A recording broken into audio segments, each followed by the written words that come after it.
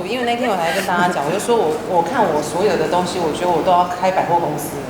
我一下又在卖小白鞋，一下又在卖高跟鞋，一下又在卖压力裤，我不知道。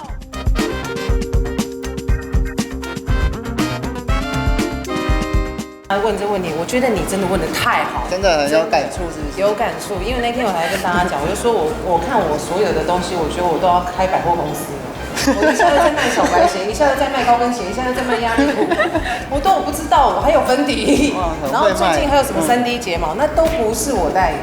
对啊，那我觉得，因为其实大家要聪明消费哦，像艺人。比如说像我们自己代理的东西，我们自己推荐的东西，第一会放在哪里？一定是我们自己的粉丝团。所以大家一定要去认证。比如说你觉得，这个人有时候推荐这东西，上他的粉丝团看就知道。我们自己推荐的东西一定会在上面分享。那如果其他的来路不明的，就不要在上面买。然后那天更好笑的是，在直播的时候就跟大家讲这件事，就是说要来这个粉丝团，就是大家要看认明，如果有购买的网址，一定要从我粉丝团出去才是真的这样。然后就底下好多网友说，对呀，所以小白鞋要去哪里买？对呀，所以压力裤我要跟你买，我不要买到假的。所以要去哪里买？昏倒。对啊。配针之类的。哦，讲到他有一天他也截图。他说：“这压力裤真的你在卖吗？”我说：“你配真，你是昏倒，连自己这个艺人朋友们有些也是都会传简讯来问，在意。真的不要再乱买了。那一天还有一个人买压力裤，买要假的，然后破掉，然后来我这边说，我就是看你才去买压力裤，结果破掉怎么办？我说不是我代言的。所以就真的买任何东西，在网站上面看到任何的东西，你想买，就是去这个艺人的粉丝团上面看。”他有没有 PO 这个东西？他有没有推荐？因为现在这些太猖獗了，连包括我们直播在推荐别的东西，他都可以把它剪成在推荐他的东西。所以其实大家真的要聪明消费，就是上粉丝团，就这么简单，就上这艺人粉丝团去看，到底他有没有在推荐，你就知道了。减肥这是可以维持长长久久，就是少吃多运动，没有别的。多运动对身体就是好。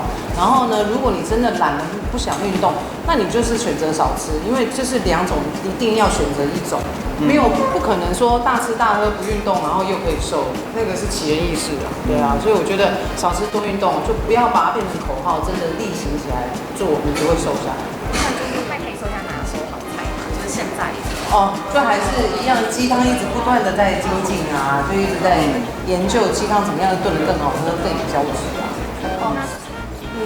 其实没有所谓的减肥菜单啊，但因为我自己本身现在吃的就是比较我喜欢吃一些营养的东西，就是生菜沙拉这样，所以对我来说不是刻意去做生菜沙拉，因为我自己会想吃这些东西。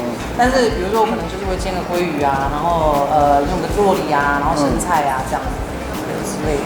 但是我不是刻意。所以对我来说，它不是减肥菜单，它就是一个我想吃的沙拉。就是现在练啊，就像水堂讲的，真的就是每天都要很勤劳努力的练啊。但是就已经停了1个礼拜没练，因为我腰已经受伤了。真的。对啊，所以今天是腰很痛的情况下出席。就是有想说要减到什么样的程度吗？没有，就维持啊。我觉得运动本来就是一定要有，每天都要流汗，才能维持皮肤的这个光泽度跟整个身体的健康程度。